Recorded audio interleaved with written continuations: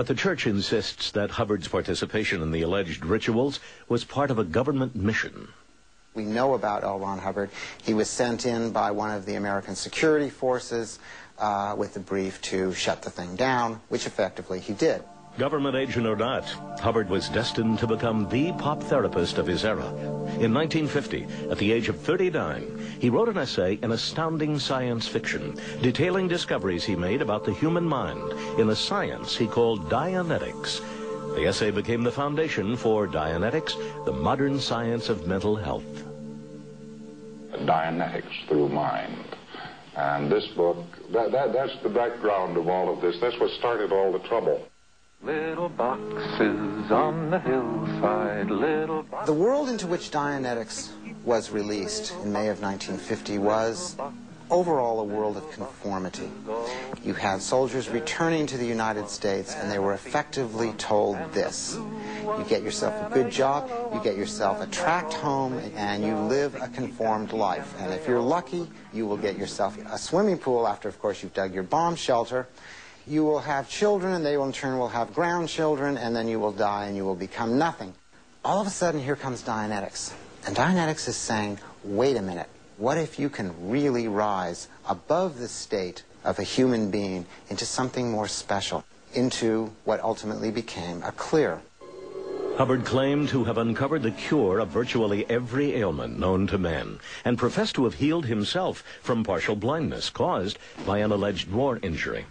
Hubbard promised his book could work wonders on anyone who tried it. He said that he could take anybody who was not brain damaged, and in less than 1,000 hours of therapy, which could be done by somebody completely untrained other than having read the book, you could take this person to a state called clear. Hubbard claimed that all illnesses were psychosomatic and could be cured by eliminating painful past experiences from the brain. The brain is a sort of switchboard. And engrams is mental image pictures that consist of pain, whether it's mental or physical pain. It's there. We have two minds. We have the analytical mind that doesn't make mistakes at all. We have the reactive mind. That's the culprit. Hubbard said the troubling reactive mind could be forever discarded through auditing. During an auditing session, one confesses his innermost thoughts to another, all the while monitored by an electrometer, a tool similar to a lie detector. Auditing, said Hubbard, allowed one to relieve his mind from troubling past life traumas. Hubbard was eager to share Dianetics with prominent mental health experts. He said, here, you take it, use it, help people with it. They rejected it. They were afraid of it. But the book was an instant bestseller.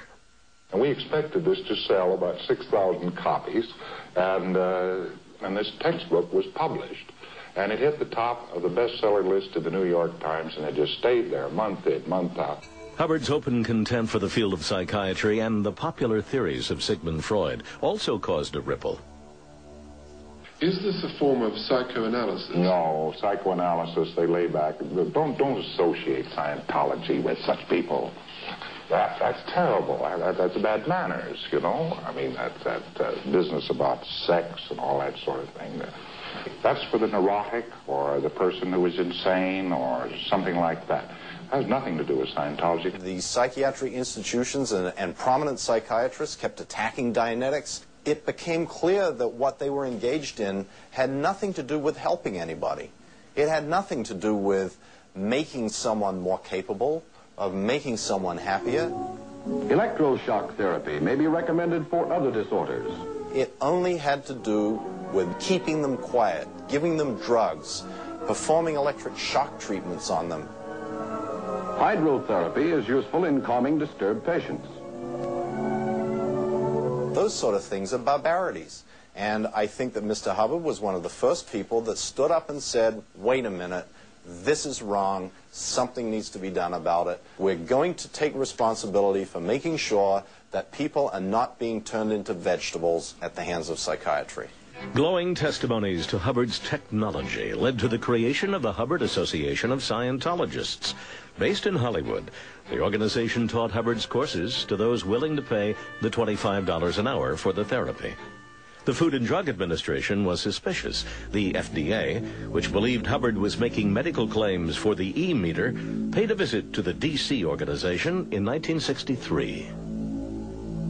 They hired a bunch of longshoremen, sent them into the church in Washington, and cleaned the place out. They took the books, they took the e-meters, they took the vitamins, they took everything out.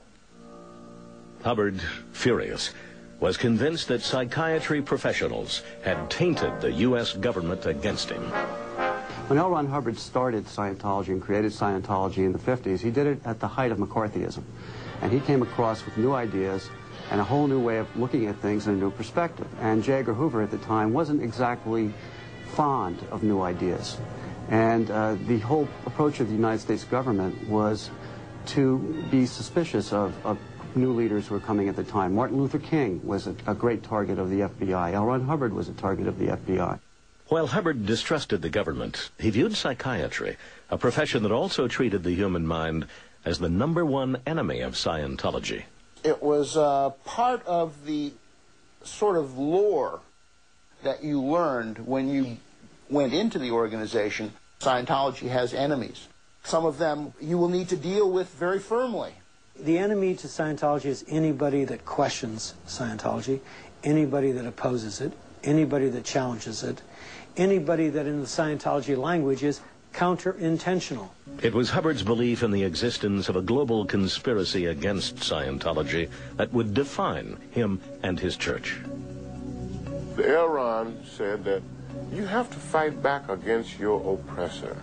If you don't, he will gain strength and more strength and more strength and wipe you out. When we return, L. Ron Hubbard feels the heat of the IRS and takes to the sea.